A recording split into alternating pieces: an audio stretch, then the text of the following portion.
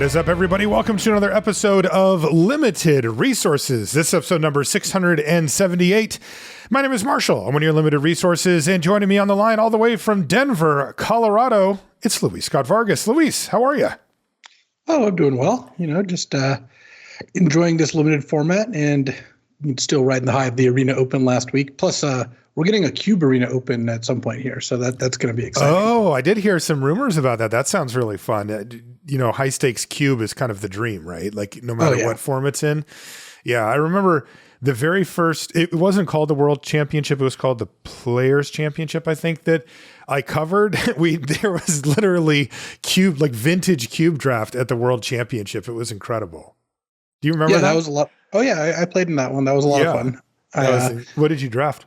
I drafted Mono Red, and I'm still a little annoyed that I punted against Shuhai with involving a Frost Titan. So I could have, I think I could have ended up winning that game. You're still a little annoyed. That was in 2011 or something, right? Yeah, 2012 maybe. I don't remember. It was a little while ago. Yeah. Sometimes those ones will stick with you, of course. Well, we've got a ton of Brothers War stuff to talk about. I want to touch on what you said, Luis, as we get into it as well, because this format has really held your attention, and honestly, it's held mine as well. And I didn't anticipate that necessarily, so we'll talk about that. We're going to go over some of our favorite archetypes that we haven't talked about yet. We're going to talk about some of the cool kind of combos or little interactions that you may not know about and that you might want to try out in the format as well. Before we get into that, got to mention our sponsor, TCG Player / channelfireball.com. Channel Fireball and TCG Player have teamed up to create the subscription that every Magic player needs. Get exclusive CFB Pro content and free shipping and tracking on direct by TCG Player orders, plus bonus bucks and awesome promos on at tcgplayer.com for just $6.99 a month. Of course, the big deal there is you get CFB Pro content as part of that subscription. And then also, if you are shopping, looking to pick up anything for the holidays, or, maybe you get some extra money around this time and you want to spend it, if you end up heading over to TCG Player, if you'd use the link that we have in the description here of the podcast, you just click that link and it takes you to just regular TCG Player. But it's an affiliate link so that they know that we sent you over. It helps out the show, and we do appreciate it. Make sure you check them out for everything you need Magic related. They've got the marketplace. They've got CFB Pro over there now. They kind of have it all. That's tcgplayer.com and also Channel Fireball. The show's also brought to you by you via the Patreon. Patreon.com/limited resources is where you can go. And that's a place where you can support your favorite content creators directly. It's kind of the right to them mode, right? There's, a lot of different like sponsorship stuff, and you'll see different stuff on YouTube with ads and all this. But if you want to go right to the source and support your favorite content creators, then Patreon is often the best place to do. And that's where we recommend for us. If you do sign up over there, you get access to some cool extra features and stuff. And you get a thank you card and a limited resources sticker in the mail, no matter what level you sign up for. We wanted to make sure that everybody got a little something for supporting us. We really do appreciate each and every one of you who support us on Patreon. Thank you so much. And again, if you are interested or want to check it out, it's patreon.com/limited resources. One of the cool things you get being a patron is you get access to the Patreon feed where we interact with our patrons. We'll ask for a Patreon question of the week. We'll do it for our Q&A episodes. If you've ever wanted to ask a question for the Q&A episodes, that's where we put those up. That's available to everybody who's a patron of the show. And this is a Patreon question of the week from John, who says, "Hi, Marshall and Luis. With some of the recent changes to the Bird website," John, of course, is referring to Twitter here, "I've been looking for alternatives for social media.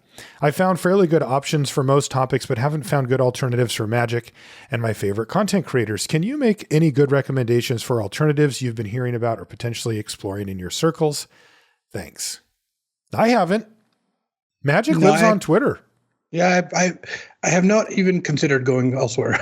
So. I haven't yet either. I mean, it's kind of weird because I believe that the most important thing about a social network are that the people that you want to interact with are on that social network. And that is what Twitter provides for the Magic community. It's been really interesting for me, having started the Watch channel, Wristwatch Revival. It's been a couple of years now since I started it. And it has the Watch community, and there is one, by the way, has basically no presence at all on Twitter. Like even some of the big entities just have like a passing presence on there with not very many followers and just not much going on. It almost exclusively lives on Instagram. And that makes sense. You know, people like to post pictures of their watches and stuff like that. It's kind of, it goes hand in hand. But I mean, I don't even have a Twitter for Wristwatch Revival at all. Like I have an Instagram page for it, but I don't even have that. So, you know, it kind of goes to show that like wherever a community ends up, that's where they are. I'm not saying that they couldn't move, but to answer John's questions, no, I haven't seen anything else forming anywhere else Magic related. Yeah, I think that you know, there was about 5 minutes where a bunch of people made Hive accounts, and then the site went, you know, had security issues and went down for some amount of time. Yeah. But, look, if you want to find another community, you can go out and look for it. You can maybe try to build it depending on what you're looking for, but I haven't really considered that. I mean, obviously everyone's experiences may vary, but Twitter is where magic is, and so I haven't really gone anywhere else. Yep, that's how I feel too. So before we crack a pack, I did want to, you know, I was watching your stream the other day, Luis, and you were talking some pretty high praise for Brothers War. You've really been loving it. Yeah, Brothers War has been a ton of fun. And I think what really I have kind of distilled it down to is, even though the games are fast, and yeah, sometimes you do have those bummer of a games where like, you know, you needed a 2-drop or a disfigure to be in the game. Mm-hmm. There's a lot of decision points in those games. And, you know, I am a fan of Vintage, for example, and that Vintage doesn't last, you know, a lot of Vintage games don't last very many turns on an absolute scale, but there's tons of decisions. Mm-hmm. And that's already good enough for me. And then the other thing is I love all the fiddly little artifact stuff. There's just a lot of possibilities. And there's also more decks than even on first blush because, and we're going to talk about this today, I'm going to go over how you draft each of the monocolor decks.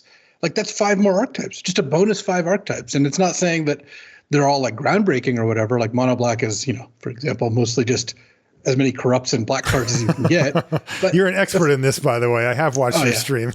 I got 7 wins with that deck. Thank you very much. But I think you just end up having a lot of options and good gameplay and all that, and a lot of different, like, you know, a card like Chromatic Star or Springleaf Drum or, you know, Ichor Wellspring can provide you with a lot of different things. It can take you in a bunch of different directions, and that's you know, that's been fun. Yeah, you know, I realized the other day, because I also have continued to play it a lot. Like I'm in, right? Like I'm looking forward to draft it. I have found it compelling, but it does not check the boxes that I normally associate with formats that I really like. And I think I've realized why, or at least come up with a good comparison, which is that it plays like constructed, like standard. When you play a lot of limited, look, limited has gotten pretty darn like you need to be doing stuff like it. There's not a lot of turns that you can just take off in an average game of limited and expect to win.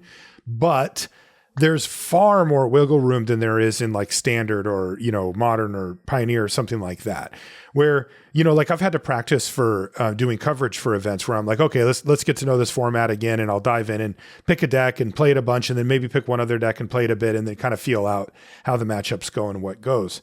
But there's always this huge adjustment period between limited and constructed where, you know, you have to act at basically all times throughout the course of a match of a game of limited, or excuse me, of a standard or pioneer or something like that. Like if you're playing a game of in either of those formats and you don't play a card on turn 2, you're in some trouble. If you don't play a card on turn 2 or 3, you almost can never win that. You can almost never win, right? And there's just this constant pressure. And it's interesting because it also means that like you're forced to basically just assume that your opponent has something at all times because every deck is built to be able to do things at all times. And you can often narrow down what that is. Now, limited gives you, again, it's changed. There was a time where you had a lot of room and now you have a little tiny bit. You really can't mess around too much in modern day limited and expect to win either. But boy, this really feels like it's pushed everything down to the bottom. You know, I've never seen a limited format where I see a 1-drop on turn 1 more often. Like it is very common to have people play 1-drops. Basically all of them are playable, right? You'll see most 1-mana spells in this format on the battlefield at some point. I mean, I had somebody smoke me with a freaking Springleaf Drum the other day. You know, like even junkers like that will make their way onto the battlefield. and you need to be doing stuff and you need to be doing it now. And I don't really mind that. I prefer formats that aren't like that. I find it's more fun when things are more variable or could go different ways, and you're not under this cloud of, hey, you better do meaningful stuff like now or you're going to get ran over. But you know what? That's not all bad, right? Like it's kind of interesting to have to always keep that in mind, but still try to push the boundaries a little bit, still try to see if you can do something fun or interesting, but also cover your bases and have defensive speed or some type of plan that's amenable to the format. So I don't know. I accept it. You seem to like it more than I do, though. It is very compelling. I am a little offended that you said it's the best of the last few years when we just came off of Dominaria United, which was like really, really great. This one to me isn't on that level, but you seem to like it more. Yeah, I think the gameplay decisions in this format actually make this format better. Like they're both great. I enjoyed Dominaria United a lot. You know, I had a really good time playing that format, and I intend to, continue playing that format. But or rather, when the format comes back in some form or fashion, I bet I'll play it. There's some formats I wouldn't play back. Yeah. Crimson Vow drafts go up on Arena. I never, not going to bother. But Right. But Dominaria United was really good. But Brothers War, I think it just has a lot of the things I really look for. Tons of draftable decks. Artifact sets, I think, have this like kind of leg up immediately as well, because artifact sets have this thing where if you start by taking 5 artifacts, there's so many ways your deck can go. True. And that's really cool. I like that a lot. Yeah.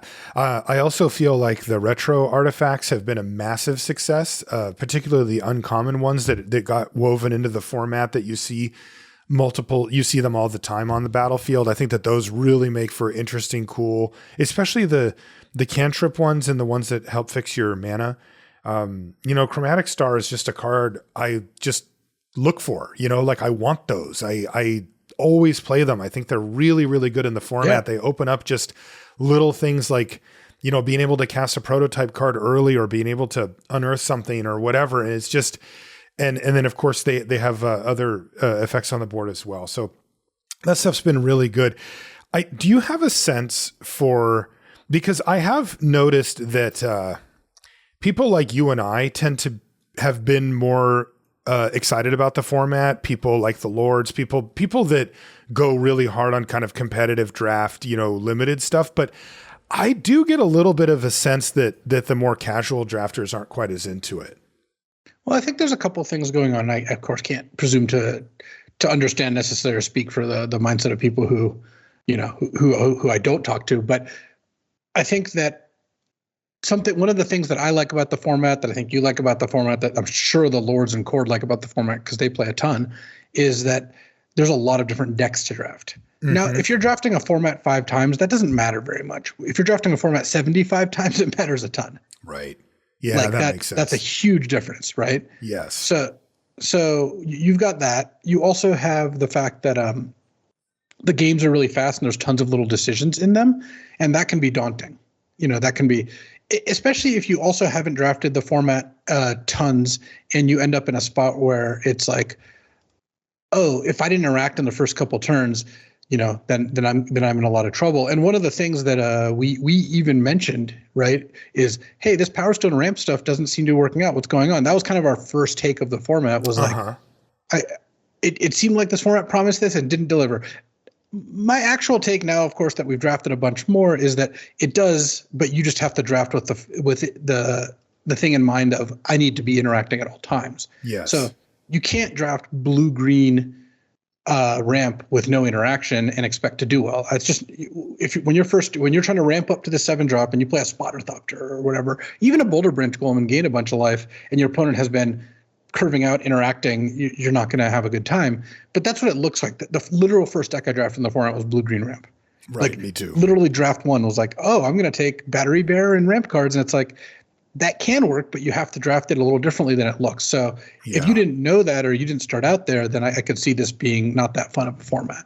Yeah, to me, this is the format that exemplifies defensive speed more than any other.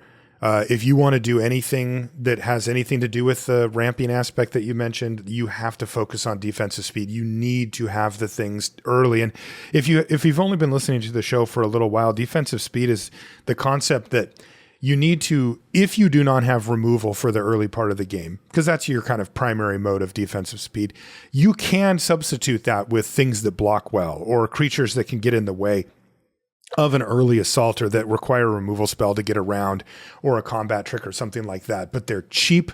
1, 2, maybe your 3 mana, a couple 3 mana cards could count for this, but really we're focusing on the 1 and 2 drop slot, and that they affect the board in a way that slows down your opponent and gives you a little bit of time to be able to develop your strategy a little bit more. And this format demands it. If you do not do that, you will absolutely get ran over.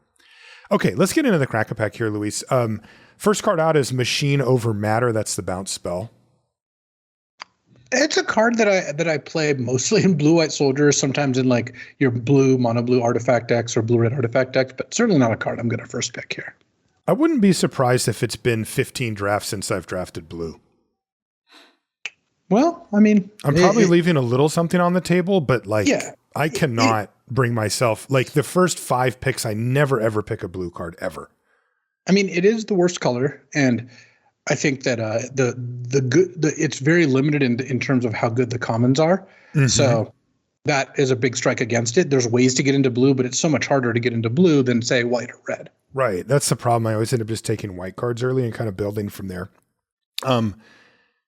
That said, at least Machine Over Matter interacts on some level. There's a lot of combat tricks. There's a lot of tokens around. So, could be a card. Next is Depth Charge Colossus. That's the 9 mana 9/9, or you can prototype it for 4 blue to make it a 6/6. And it doesn't untap, and you can pay 3 mana to untap it. Yeah, just not a card you should put in your deck if your intention is to win games of Magic. It's just not there. And this is part of the reason blue is bad is it's one of its prototype card is all at common, This big one here is not good. But it just is not a good card. Whirling Strike. This one's pretty good. This is the one in a red instant creature gets +2/+0 for strike and trample until end of turn. Yeah, it's pretty good. The power rankings for combat tricks are like there's Gaia's Gift as the number 1 by a lot. And then Whirling Strike, Giant Growth are both like kind of clustered in the middle. Moment of Defiance somewhere around there too. Military Disciplines in there somewhere. Yeah, Military Discipline, and then you've got like Lauren's Intervention, which is like I think a little lower than those. I think I have it in its own category below. Like it's playable, but only because it costs 1 mana and affects the board on some level. But I would so much rather have Discipline than that, just because it can actually win a combat or get me through for more damage.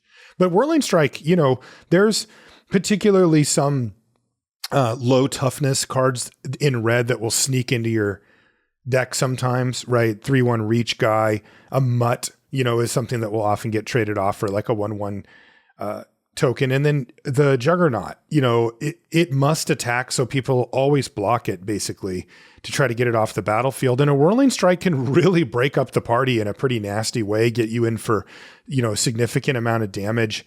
And really make your opponent or make your life difficult because, if it survives and gets to attack again, that's a big game because it's going to come back from Unearth as well. So I like Whirling Strike just fine. I'm definitely happy I would take it here. Next is Power Stone Fracture. Where are you at on this? You were pretty high on it early. I was too. I've come down slightly, but it would still be my pick here. What do you think? Yeah, I mean, it's not a card I'm excited to take early. Unless I already have something like if I go, if I take Chromatic Star and then Disfigure and then Acre Wellspring, I'm going to take Power Stone Fracture pretty highly in that position, right? Okay. You already got a black card. You got 2 sack things. Right here, pick one, pack one. I would hope to do better. Like there's a lot of cards I'd rather take over that. But yes, currently it is the best of these options. Raise to the Ground is not going to usurp it here.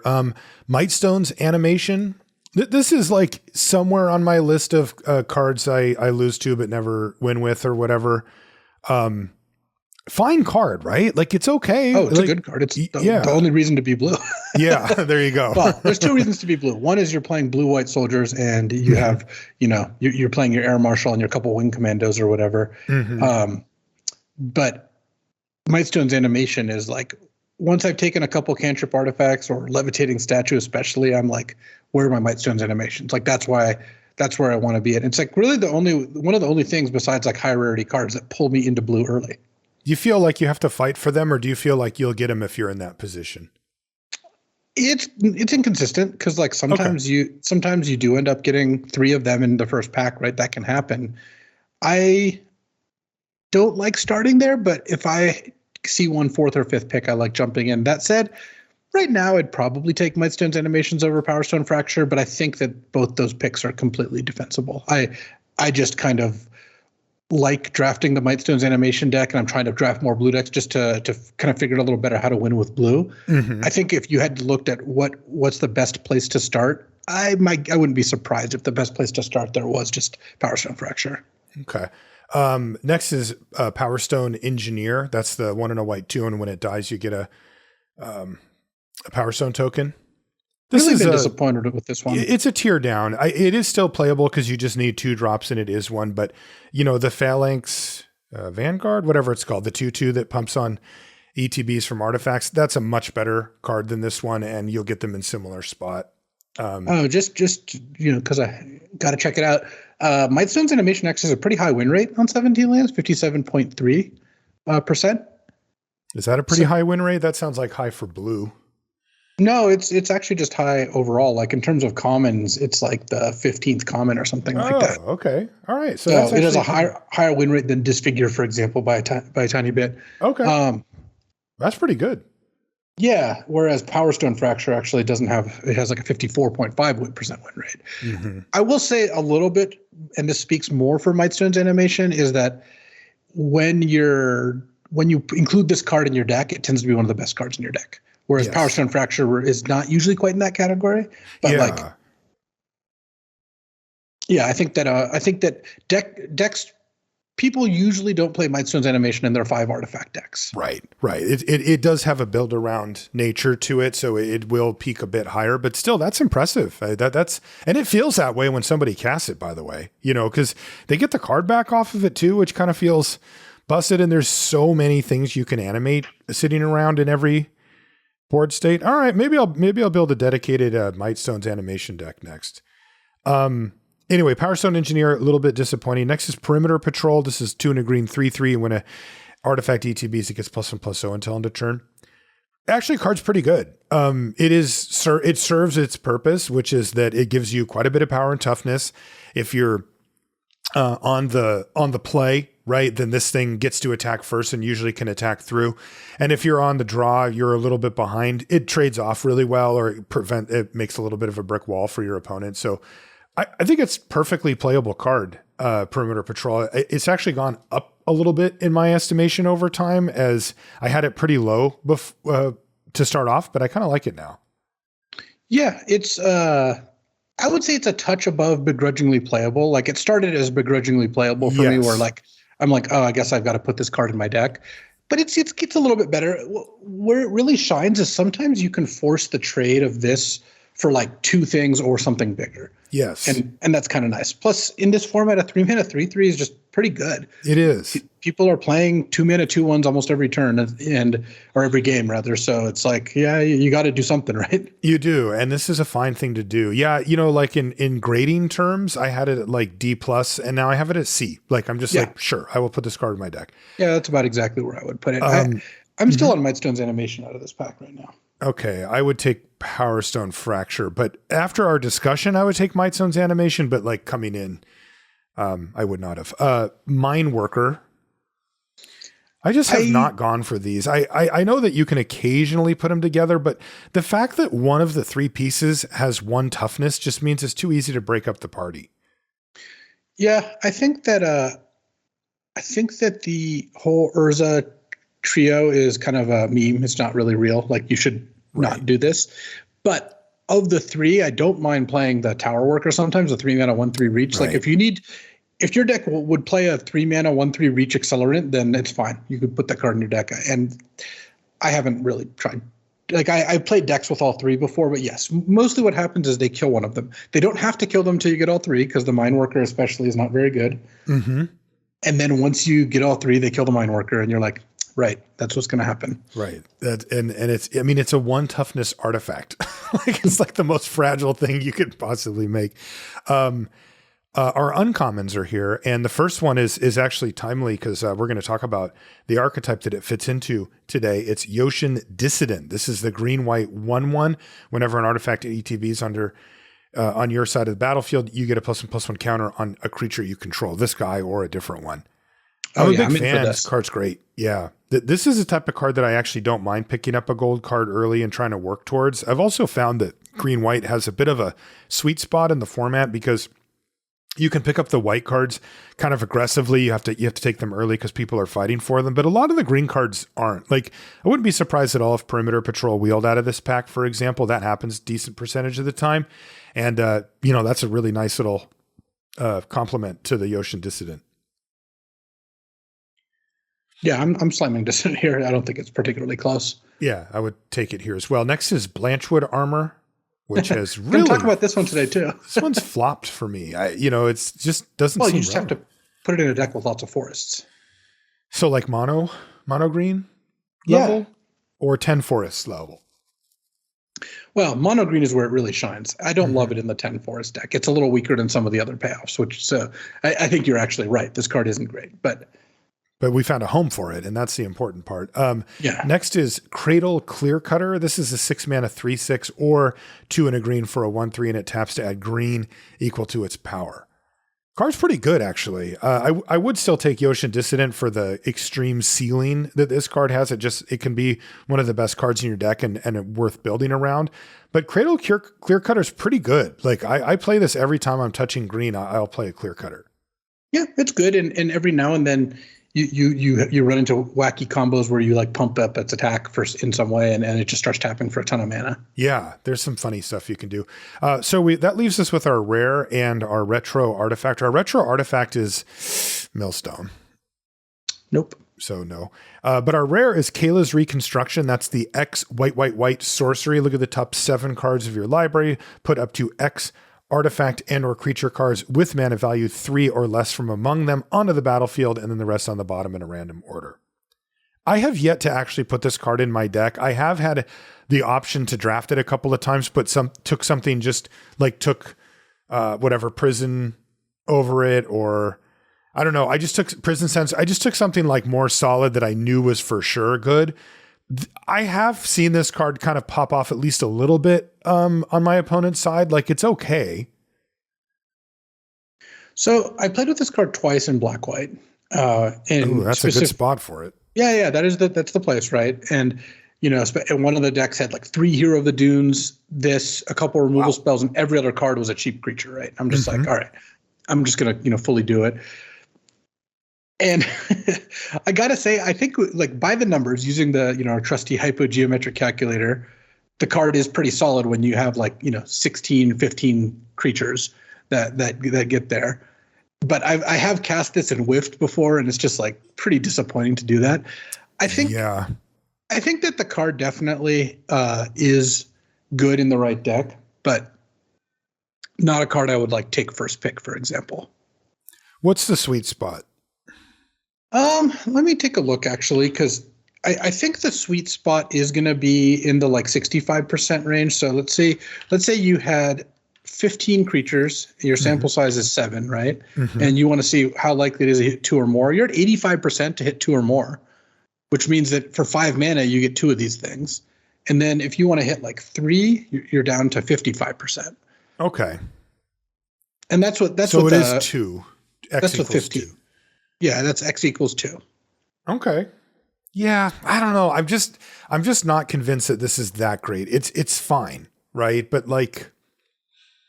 if you hit, are you even that far ahead at that point? Well, see that the triple white is also part of it. They did not make it easy on this card. No, they did not. But let's say you cast it for 5 mana and you get a 3-drop plus a 2-drop. You spent 5 mana. You got 5 mana worth of cards. But you got maybe a little bit of selection, and you got a 2-for-1. You spent one card to get a card. 2. Yeah. I don't know, man. I just feel like the white decks, I just would so much rather just have an ambush paratrooper or just any other solid playable over it. That it just makes it hard for me to pick it when I would need to actually have that card in my deck. I almost feel like I want to get it 10th pick in pack 3 when I already know I have everything set up and it's like, okay, I can take a pick to go with this and then maybe see if it'll end up making the deck.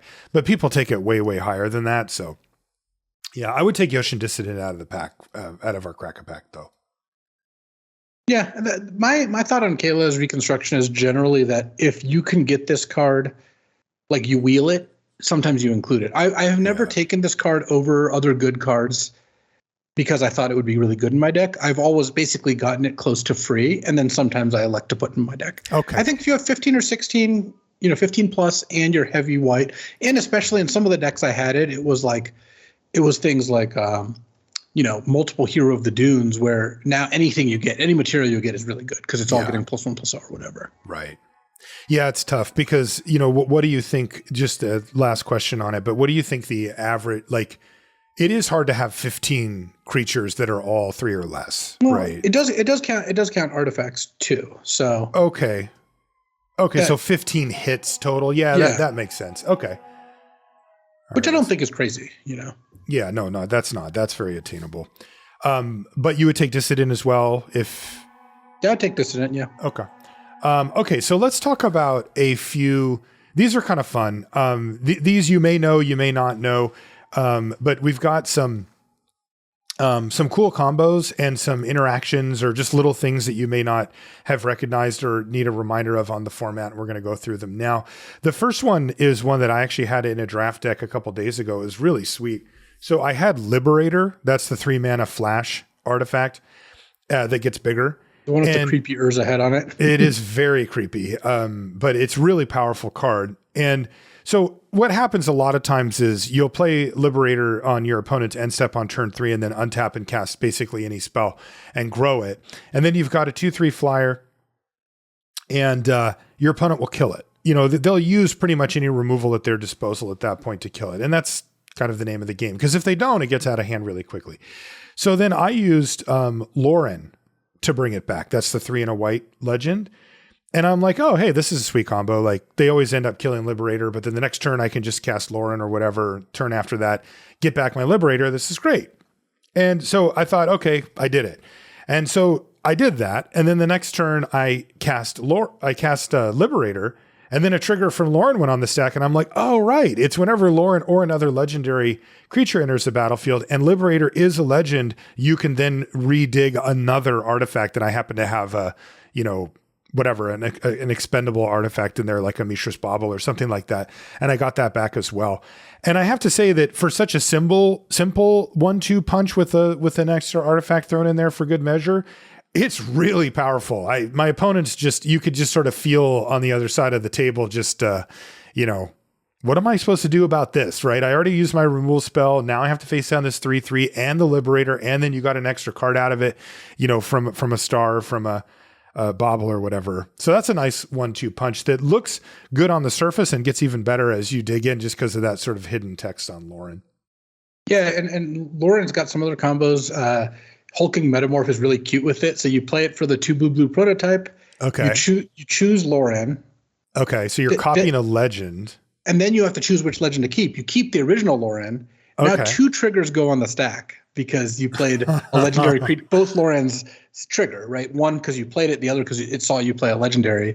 And then you can actually get back the Metamorph plus another artifact. Oh, that's sweet.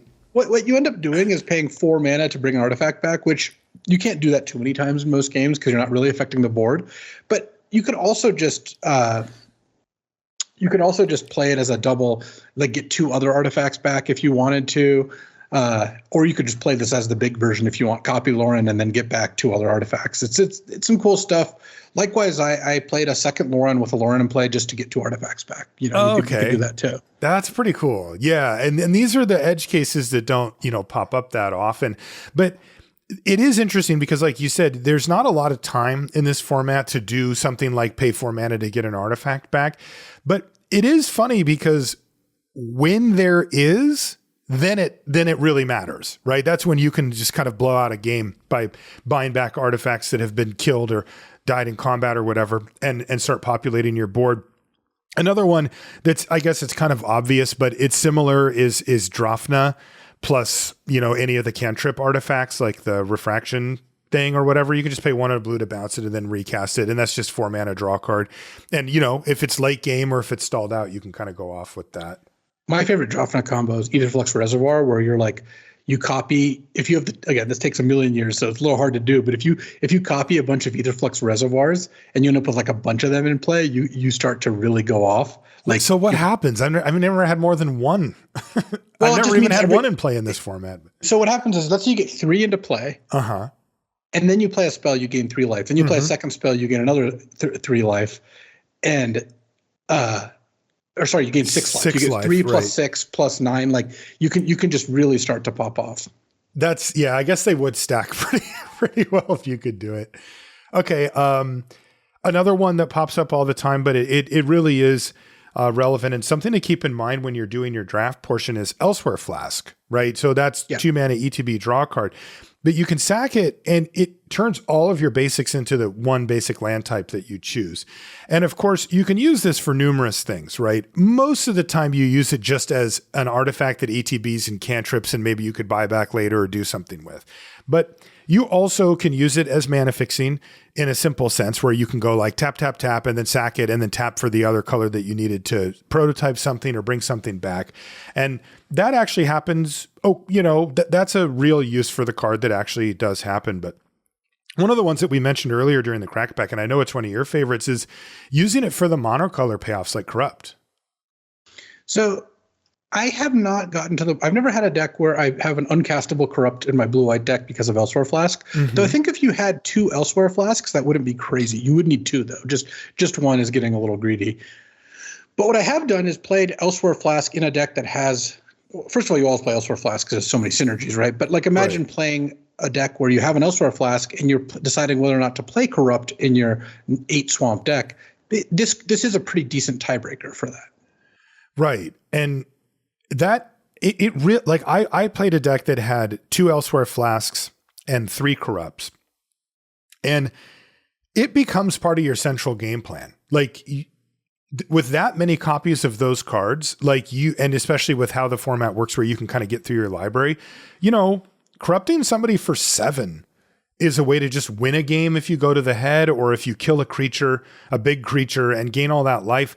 I mean, it makes their life very difficult. And I was watching your stream the other day where your opponent played Phyrexian, what's it called? The one that you pay life and you can make tokens.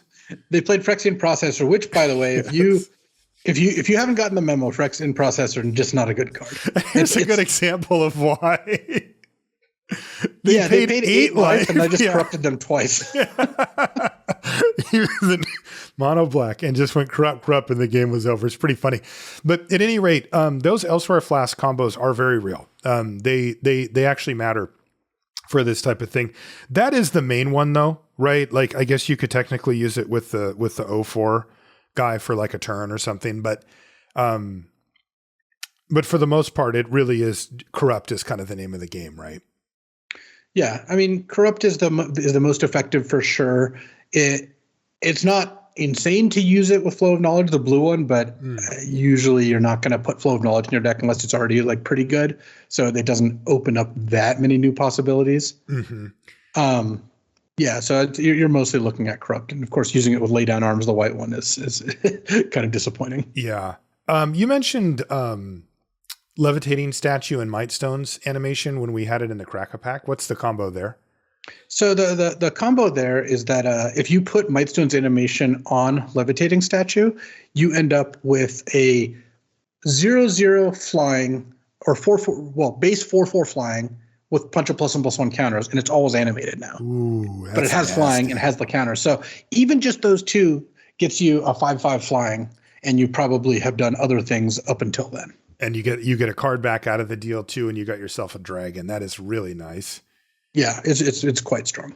What about Phyrexian Dragon Engine? So Phyrexian Dragon Engine is the 3 mana 2/2 double strike, and then it has Unearth. And when you unearth it, you can discard your hand and draw 3. Well, kind of. It's when it comes into play from your graveyard, which is when you unearth it. But also means if you recommission or Hero of the Dunes it, you get that trigger. You know, or if you no one left behind, any of these things. So It's quite a bit stronger to do that than you might think. Yeah, that's really good. And that card's just nasty. Plus recommission on it's really gross with the counter.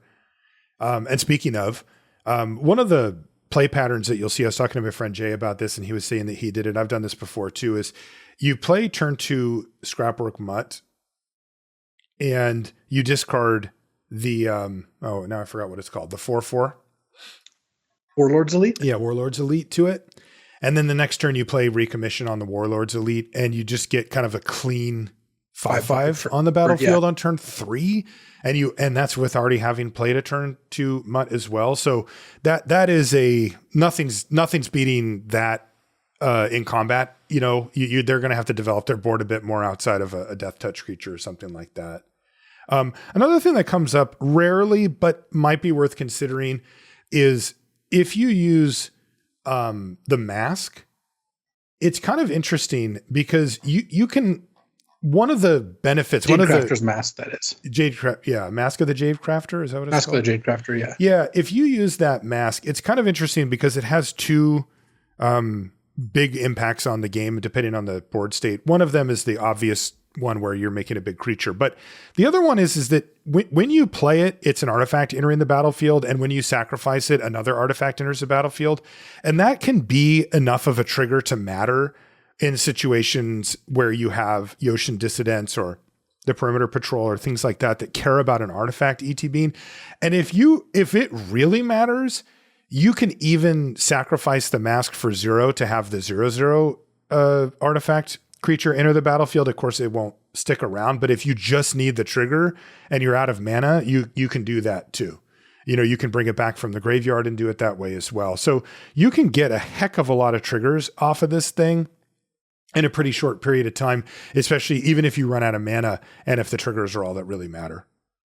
Yeah, there can be some weird stuff going on with that for sure. Mm-hmm. Another one is Soul Partition, which that's the white, like sort of pseudo bounce spell. It's the 1 and a white instant. It says exile target non-land permanent.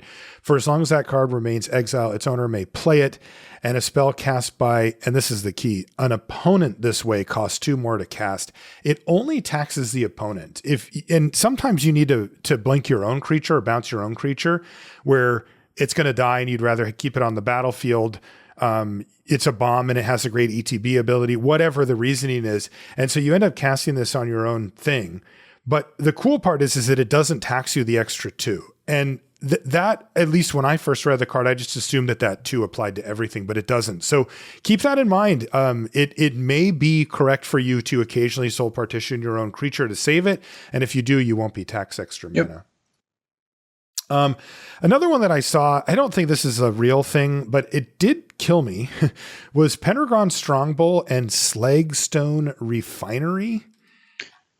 So I have played with this combo. Okay. What do you think? So here's the thing. Those two cards together is incredibly good because you sack an artifact, you get a Power Stone. So all your artifacts now deal extra damage, but also the Power Stones help pay for using the Strongbow a bunch. Right. So when you have those two in play, it's kind of like you just get to fireball your opponent out pretty easily. Plus you have like a Pendragon Strongbow that's massive and what your opponent has to chump it every turn or whatever. But the problem is Slagstone Refinery isn't good outside of basically exactly that scenario. So you end up in a spot where you have to have a lot of Pendragon Strongbows. And I had a mono red deck with 4 Strongbows, and it was good. Okay, so there it is. And then any of the expendable artifacts that you have, any non-token artifact just becomes such a... I was at like 5 and my opponent played it, and I hadn't seed the combo yet, and I thought, well, I'm probably fine here. And then they started sacking stuff, and I'm like, oh, I'm just dead. Like, not even close.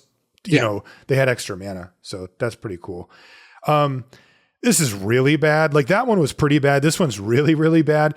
But you can use Air Marshal plus Shoot Down. I mean... I can't really conceive of a deck that has both those cards in it. Yes, I know. And it only targets soldiers. Like, we're talking about one of the worst combos I can think of, but I thought it would be funny, so there it is. Give me a better one. Give me something a little more potent than that. I mean, I like Sentinel Stalwart plus Howling Mine. I actually, first of all, just like Sentinel Stalwart. I think Sentinel Stalwart is a very good card. Very good card? Get out of here. It is. I think you should just put this card in a lot of your decks. It's fine. I mean, I moved it up to vaguely playable, but very good. It's quite a bit better than vaguely playable. I think this is a real strike against the format in my mind, because this shows how far it's pushed down that you must do things at all times. That this card in your mind is now, in the good card camp or whatever. Yeah, I mean, it just is. I don't know what. I see it on the battlefield all the time, and I've played it for sure. I just don't think it's. I just wouldn't categorize it as good. The thing is, here's the reason I think that it's good.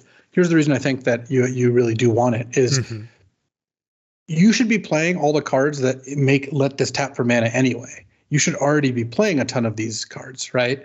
Like you're already going to be playing tons of 1, 0, 2 drops. Yeah, that's true. So this card is very close to a Llanowar Elves or Birds of Paradise as a result. Is that good? Yeah, it's great. I mean, you play first of all, if you ever have this plus Mishra's Bauble, turn 2, our Ghostly Opportunist is just unbeatable. Yeah. But even if you're looking at a more normal drop, this into 2-drop, sometimes you have a 1-drop also. But then next turn you play a 4-drop, you play a turn 3 Scrapwork Cohort in your green-white deck. It's just great. It's pretty good. It just turns out there's enough little trinkety things. If you want Chromatic Stars and Elsewhere Flasks in your deck, they enable this. Not just keying off creatures is a huge difference in this particular format. That is true. Yeah, I think it's fine. I like I said, it makes it into my deck decent percentage of the time, but I just never feel like I'm really it feels like I'm getting off to that quick start that can sometimes just run my opponent over, but that if the game gets to the mid part of the game, then it sort of overstays its welcome. And I feel like I'm down half a card as a result. So I'm trying to balance out the times when it feels kind of broken, like where I was able to be just straight up faster than my opponent, versus the times where it did some things, like it did the thing, but then was the thing really what I needed it to be doing? And sometimes I find that it's not. So that's kind of why I'm in the middle. But this combo that you have here is awesome. This is the legit. Yeah, I mean, Howling Mine is not a card I would recommend playing outside of having that combo. But if you do have that combo, I find it to be quite effective. It's one of the sweetest combos in the format too, right? Yeah, I mean, turn 1 Stalwart, turn 2 Howling Mine is the dream, right? You get a mana elf and they get and extra cards every turn and they get nothing. It's pretty great. What's the next one you have here? I love this one. Thopter Architects, the 2/3 that when an artifact ETBs give a creature flying, and then Great Desert Prospector gives you a Worn Power Stone for all your other creatures. It basically gives all your creatures flying. It does, yeah. It's awesome. And that is straight up a way to win a game. By the way, I have to say, it's kind of funny, but you know how sometimes I'll associate a card with you or me from a format, like a card that we just kind of go back to over and over again.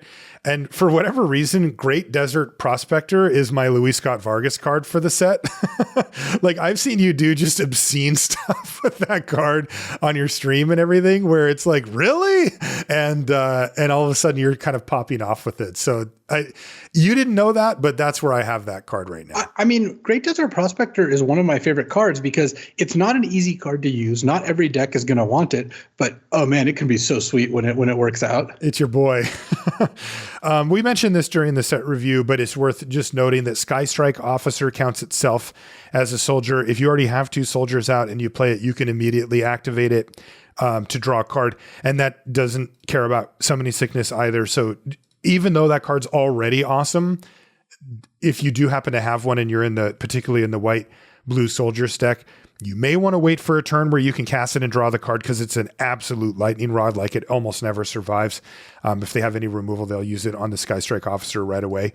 But if you can curve out in a way that you can cast it and ensure to get the card back before they kill it, then that can be really good too.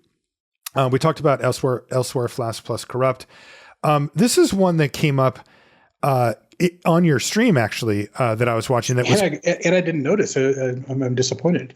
Yeah, I mean, I think somebody pointed it out or something, but this is a subtle interaction that can be interesting. But you had a Misery Shadow, right?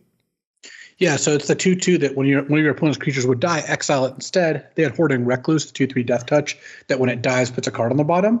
And I didn't want to trade because I wanted to weld my thing back. But Misery Shadow, anytime it trades with this or any other when dies creature, will stop that creature from triggering because it exiles. And they see each other at the time of death. So just got to keep that in mind with Misery's Shadow. Yeah, and it's really relevant here, particularly because Misery's Shadow is very powerful. It's one of the better rares. And one of the best things about it is that it normally can attack through almost any board. So Death Touch is a big killer of Misery Shadow. Like when your plan is to just throw a whole bunch of power and toughness at something, Death Touch usually does pretty well.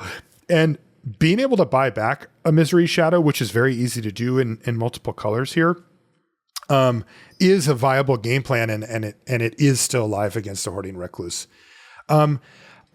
These ones are more fun. We talked about a little bit of liquid metal coating plus like raise to the ground, like you can blow up their lands or whatever.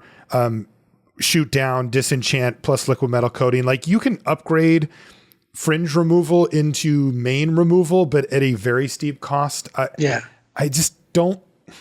I mean, is there a red-white deck with a bunch of raise to the grounds and disenchants where you're like, all right, let's play some liquid metal coating? Maybe.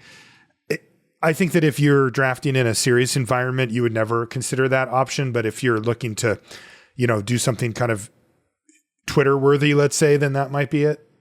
Yeah, I agree with that assessment. What about this next one you've got? Evolving. Oh yeah, this is pretty good.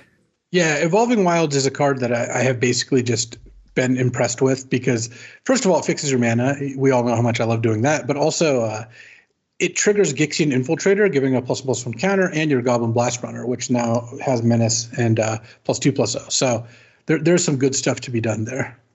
And then one I wanted to mention isn't a combo, but it's just like it still seems to get people at this stage, which is Argothian Sprite can't be blocked by artifact creatures.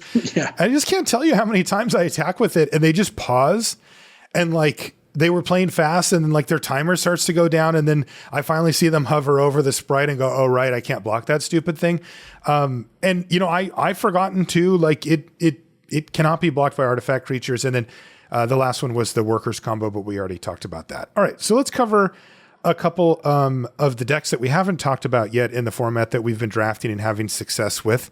And we'll start with some of the, some formats support these and some don't. And this one does. It's the monocolored decks. Yeah, so monocolor is interesting. It's not something you can always do, certainly, because if the color you're trying to go mono in isn't open, you're just going to not get enough playables. Also, when I say monocolor, I don't necessarily mean you're on 16 mountains, only red cards and artifacts. I would kind of consider a deck that has 12 mountains and 4 islands because it's got 2 Mightstones animations or whatever, and it's got 1 or 2 other ways to fix the mana. That's close enough to monocolor for me. But you can end up drafting really heavy colors because basically what happens is you don't need much of an incentive to go monocolor for it to be right, because there's a lot of drafts in a format without monocolor incentives where you would get enough cards, red's open enough that you could be mono red. You just don't do that because why would you? Your deck's going to be better if you played 5 swamps and 2 or 3 black removal spells or whatever it is. Right. Sometimes you open a white bomb and it's worth playing. What changes in this format, and again, this is why it's a very effective use of slots. Adding 1 uncommon monocolor incentive for each color means that now you have a reason to play monocolor in basically all the colors except white, which I'll get to. Where if you're borderline, let's say, I had the draft 3 corrupts is kind of outrageous, but I had a draft where I got 2 corrupts pretty early on. Mm-hmm. Like it was mid pack 2, I had 2 corrupts. At that point, it's like, wow, corrupt especially is the best of the monocolor incentives. I have a really strong incentive to just play 16, 17 swamps in my deck. Yes. And given the 2 corrupts and I ended up getting a 3rd, it wasn't hard to end up in a spot where it's like, yeah, all right, that's what I'm going to do. I'm just going to play all the black cards. Yes, I could have played 3 red cards that would have been better than my last 3 black cards, but that's not really what I wanted to do because of how strong it was to make those corrupts deal 6, 7, 8 damage. And so basically, if you want to draft monocolor, the way I would look at it is what cards are you getting? What's your incentive? The key number for most of these is 2. You get 2 Sardian Cliff Stompers, it's worth going mono red. Mm-hmm. If you get 1, it's worth playing heavy red, but it's not worth necessarily going completely mono, because you're still going to get better quality out of the last couple cards or the first couple cards of another color. But once you get to the point where you have 2 of the same incentive, then that's when I would encourage you to look into it, especially since if you get past 2 of the same monocolor incentive, then often that means that that color is also open. Mm-hmm. Yeah. And then, so let's look at what these decks look like. Mono red almost always just looks like artifact aggro. Yeah. Where you want Blast Runner, you want Pendragon Strongbow, you want basically the normal red black cards, except you just have all red cards. And again, Sardian Cliff Stomper is really strong. A 2-mana 4/4 or 5/4 is a huge reason to be in this monocolor configuration. Yeah, Mutts and Juggernauts, all the normal suspects there. Yeah, I mean, you end up. So one of the things to keep in mind is when you do play mono, you end up playing some of the cards like Tomercool Scrapsmith, the 3-mana 2/1 that mills 3 and gets an artifact. I'm a little less likely to play that or the card in general than I am in mono red, because you're scraping the bottom of the barrel in some cases. You need to get those last couple red cards in. How many Rock Hunters have I played as a result, right? Like just definitely more than I would have otherwise. Right. So keep that in mind. But this deck is a really effective way to just leverage all your mono red artifact cards. And if I get a couple Cliff Stompers, and sometimes 1 is enough, if the only black cards you've seen are 2 Killzone Acrobats and a Power Stone Fracture, and you have a Cliff Stomper, yeah, it's probably fine to go mono red. Plus, you never get mana screwed, and especially red, since it has kind of a low curve, can often end up playing something like 15 lands. Yeah, that's pretty common. It's common to shave 1 land off of any, like to go from 17 to 16 on any of these monocolor decks, but on the particularly aggressive ones, you can go even lower. Mono green, I've only drafted it once, and it did have a Blanchwood armor, though I think I might have been mono without the Blanchwood, just because I had 3 Sentinel Stalwarts, Howling Mine. I showed you that deck. It's like did. A sweet curve, like just a great curve of creatures, and it's just like I didn't really have a reason to be another color. But I also did have a Blanchwood armor, and putting that on Ironclaw Crusher, the 2/5 that gets +X/+O when it attacks or X's its power, or you can put that power anywhere. You're just multiplier. You just go hard. That's crazy. And I was pretty happy with how that turned out. The main thing to look for mono green is you do want and you're going to laugh, a lot of Sentinel Stalwarts to make sure your curve is good. That makes sense. I'm much more likely to play them in that scenario. Yeah, because what the green deck is trying to do is just play good 3-4 drops, 5 drops, and then maybe some prototype cards. You're not trying to you're not trying to be a control deck. You're mono green. You probably have like 1 removal spell, maybe 0, right? Mm-hmm. So this is not a deck you're going to draft that often, but again, it can happen. Mono black is one that I've drafted a couple times because Corrupt is so good. Basically, the threshold here is once I have a second Corrupt, I'm really trying hard to be mono black, like actual mono, not even playing a single other non-swamp land. And it's not even that heavily themed of a deck outside of that. It's kind of like a mid-range deck. It sometimes can be a little aggressive, sometimes most likely is a little controlling, but you get enough Corrupts, it doesn't matter. Right, because you can choose the board state. Do I want to go to the head or do I need to kill a creature?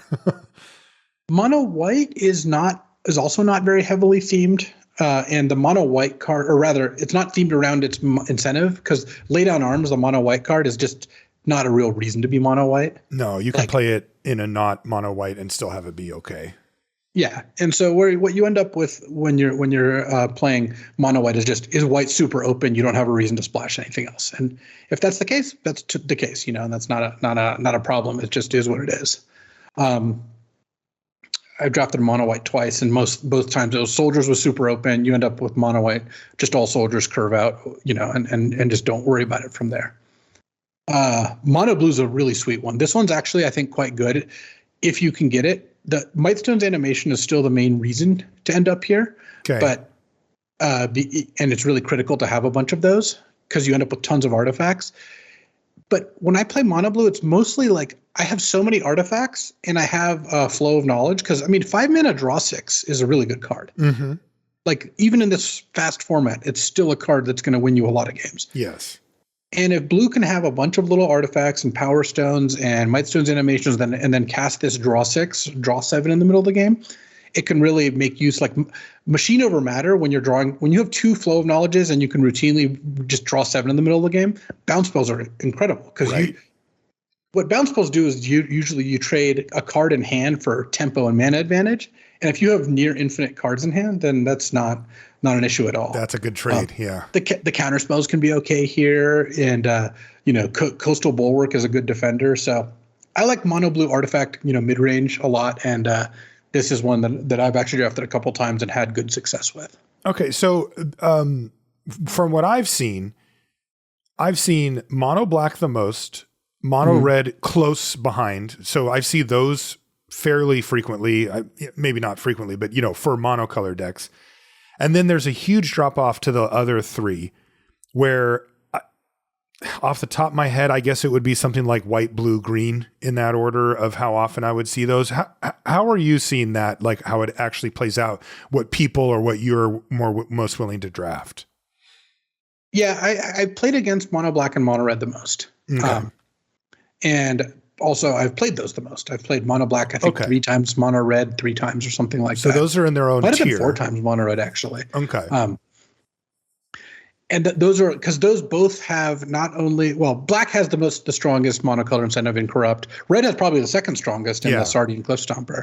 And red, it just lends itself to playing this 15 land Goblin Blast Runner or Strong Bull strategy that just doesn't even want other color cards. It doesn't care. Right. Tons of artifacts, Mm-hmm. And then mono blue and mono green both have a medium payoff, like Flow of Knowledge and Blanchard Armor are both strong in the monocolor, but it's not like you see 2 of those and you're like, I got to go monocolor. Not in the same way Corrupt does. And then mono white basically doesn't have a monocolor payoff. Just sometimes you end up mono white because you took enough white cards. And it happens more in this format than others because of the artifacts. When your mono blue deck has 12 artifacts in it, like you're kind of mono blue out of convenience. It's not even that critical that you are. Right. And do you think mono blue is kind of the sweet spot there? Like the less explored, less fought over monocolor deck? Well, because blue's the least fought over color. And when you're blue, what you can often do is spend your early picks taking all these artifacts and then spend your later picks on the blue cards. Right. Flow of Knowledge is not something that people are fighting over. No one ever takes it, Yeah, there you go. Last deck to talk about here is the green-white artifact beatdown deck.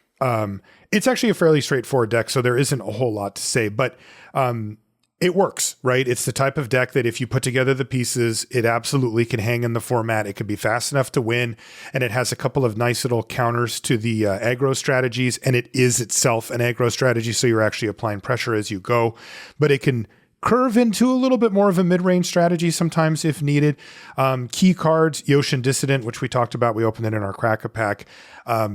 Really, really nasty with 2 cards that are absolute contenders. They're the type of cards you'll first pick for this deck besides the Dissident, which is Mask of the Jade Crafter. As I mentioned before, that's 2 triggers for your Yoshin Dissident, and you're building out a really nice board. Then you get to bring it back and get 2 more triggers, so it's 4 total. And the same thing is true for Scrapwork Cohort, which is best common in the set, and it's definitely the best common for this deck as well. You play it, you get a trigger for your Dissident, another trigger off the token, then when you bring it back, you get 2 more. It is absurd. If you can go Yoshin Dissident into either of these 2 over the next couple of turns, you can just build out a massive board, and it's gross. Argothian Opportunist, of course, is also one of the better commons in the set, and it goes perfectly here as well. Yeah. Yoshin Dissident into our Opportunist. You've got a 3/2, you've got a 2/2 or a 4/3 and a 2/1/1, and you're ramping at the same time. It's fantastic.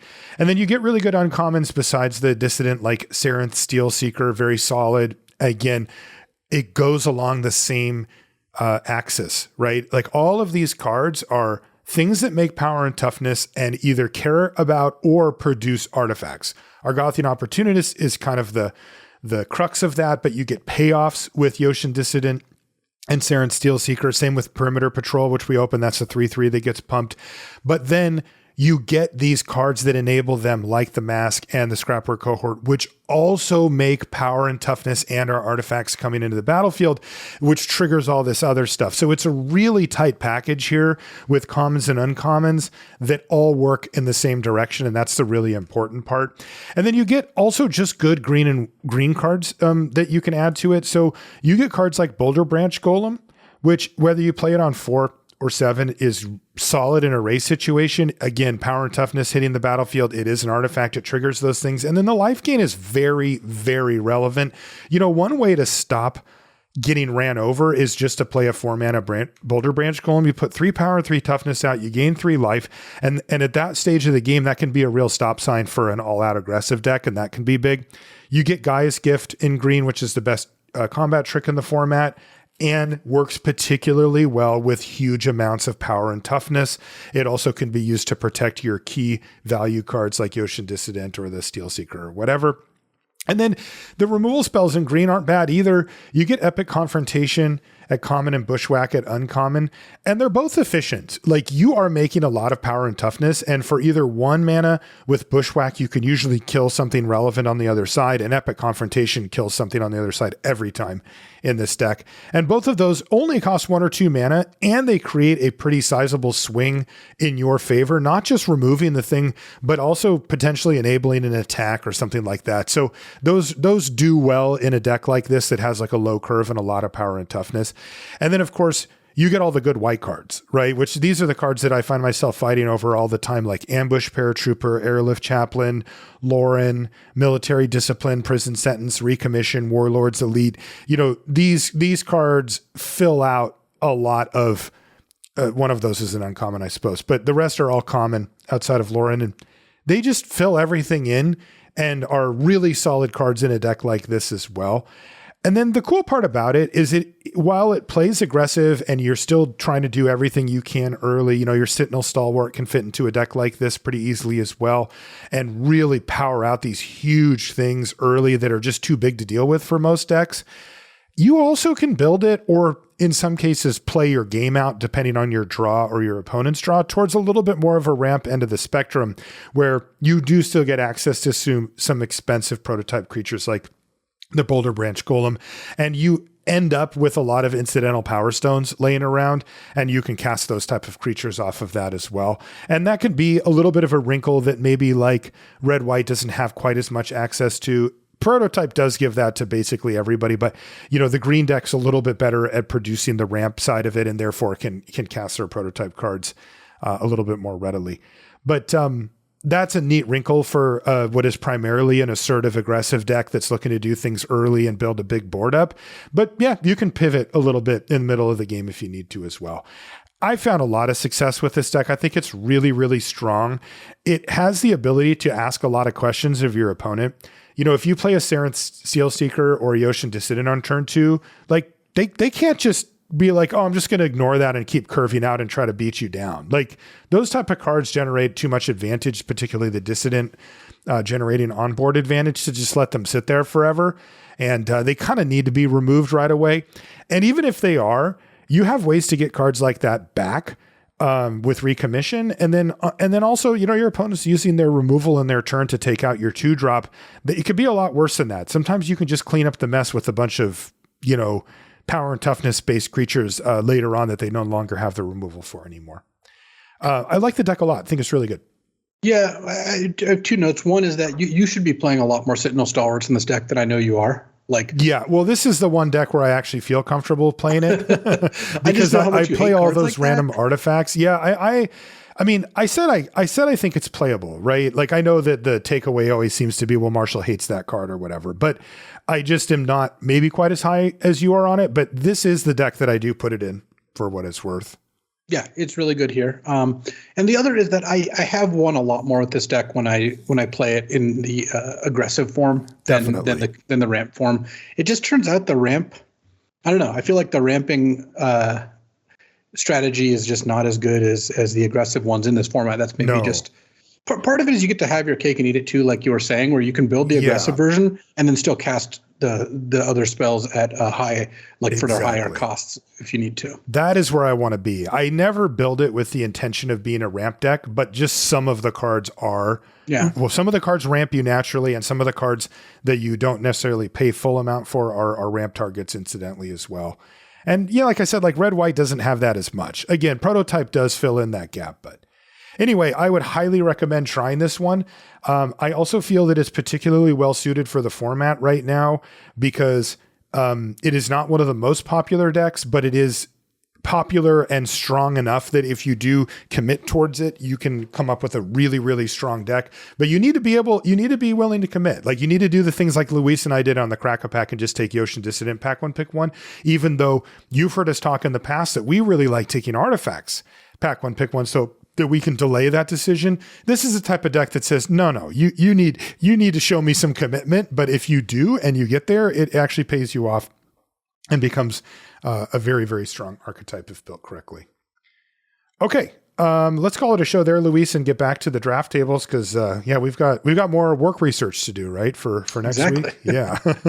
So, that's going to do it for this episode of Limited Resources. Thanks so much for hanging out with us. We really do appreciate it. I want to thank our sponsor, TCG Player. Make sure you check them out for all of your Magic needs and use the affiliate code in our, description here on the podcast, for that. Also, if you want to find us on social media, still on Twitter, I'm Marshall_LR and Luis is LSV.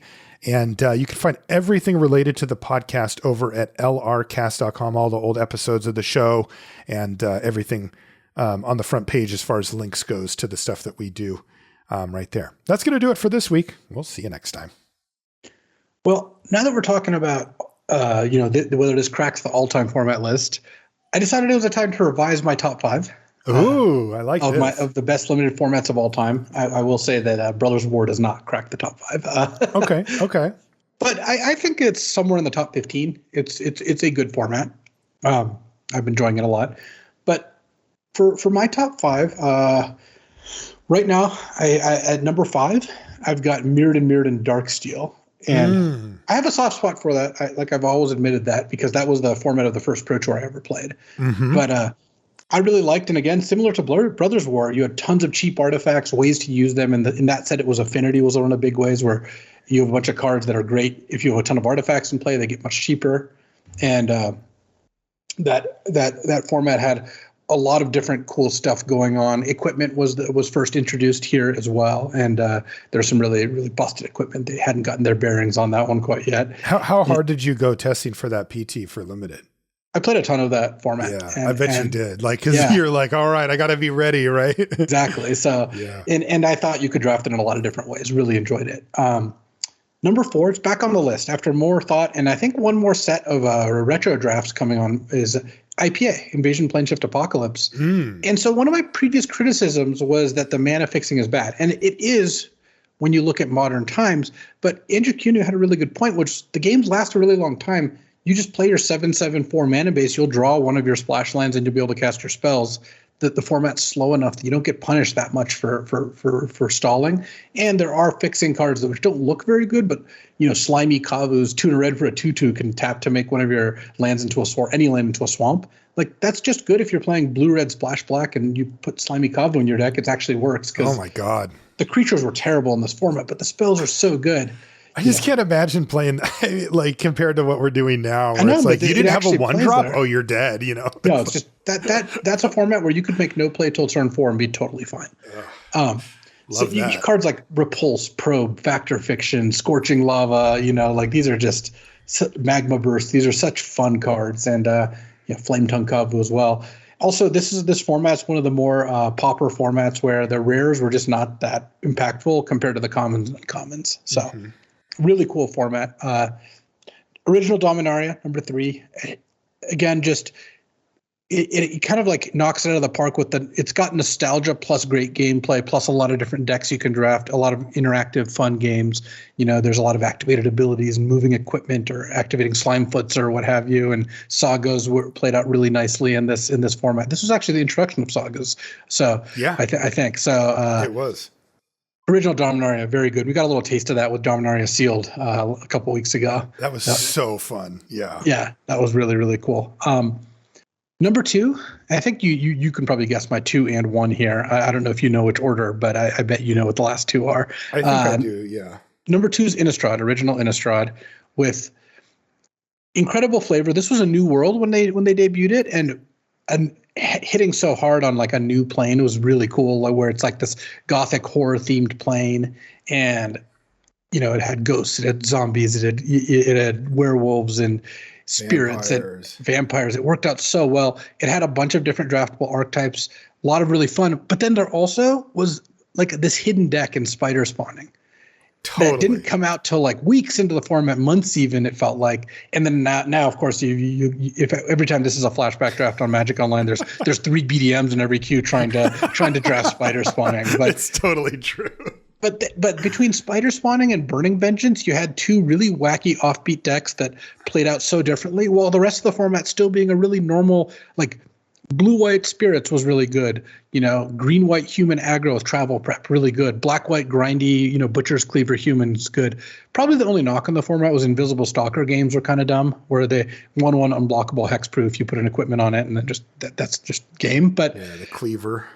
Yeah, overall, Innistrad is just like a home run in every aspect. Like tons of great decks to draft, great gameplay, great flavor, secret hidden decks. You know that maybe in this day and age wouldn't have been hidden for as long, but there's still. It took a while to discover these dead, and that's a really cool thing. And number 1s, let's see if you can guess. What do you got? Kamigawa. No, close. Champions? Khans of Tarkir. Oh, I actually think. Is Kamigawa off the list for you now? It is. I think Kamigawa was good, but part of the list is I don't know, maybe I'm doing this wrong. I'm trying to kind of balance my personal enjoyment versus how what someone else drafting would say. And it's biased. Like Mirrored and Darksteel obviously is biased towards, you know, to some degree by my experiences, but I still think it's a really good, strong format. Kamigawa, I don't think most people would enjoy that much. Yeah, I agree. That one's like a bit much for most people. And IPA, for example, just, yes, there's nostalgia there for Magic players who played for a long time, but the cards are also just legit cool. Like these cards are really sweet. So number 1, Khans of Tarkir. And this one's even recent-ish enough that I think a lot of people have gotten the opportunity to play it. It was on Magic Online a couple weeks ago even. Yeah, and it's only 9 years old. Yeah. Well, Khans had this thing going, which I think is really cool, where it was a 3-color set, right? There was these 5 3-color clans, and these were the first enemy shards or whatever wedges. And so those are 5 decks right off the bat. Mm-hmm. But also, most 2-color combinations were good if you got into them, like if you could actually get the cards, like blue-white prowess or white-black soldiers or I guess warriors in that set. You know, something like that could be really good. There was also like the 5-color deck where you took all the tap lands and just played 5 colors worth of spells. There's also the morph deck with like secret plans and Trail of Mystery. And like it just ended up being a really cool format with lots of things to draft and lots of really fun archetypes to explore, while also having really good gameplay decisions. Like they had this rule, which is morphs cost 5. Any morph that would beat a 2/2 in a fight cost 5 mana to unmorph. Yeah.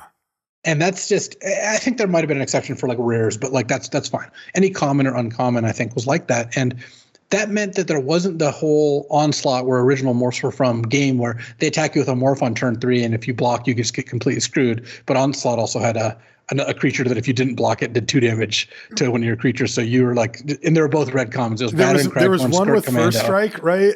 2 power. There's a 3/1 first strike and a 2/1 that when it deals damage to the opponent, deals 2 damage to one of their creatures. Such a troll. so your opponent plays a morph on turn 3. You play a morph on turn 3. You attack, and you're like, these are both equally playable. They're both common. 50-50. I'm going to lose my creature for nothing. Yes. And you just hope they didn't have the right one. That's so funny. Yeah, but Khans, fantastic format. If you ever have a chance to draft, highly recommend it. And that's where I got, you know, my top 5. If I had to look at the formats of the last 3 years, I wonder where everything would rank. But there have been some good ones and some bad ones, just like every stretch.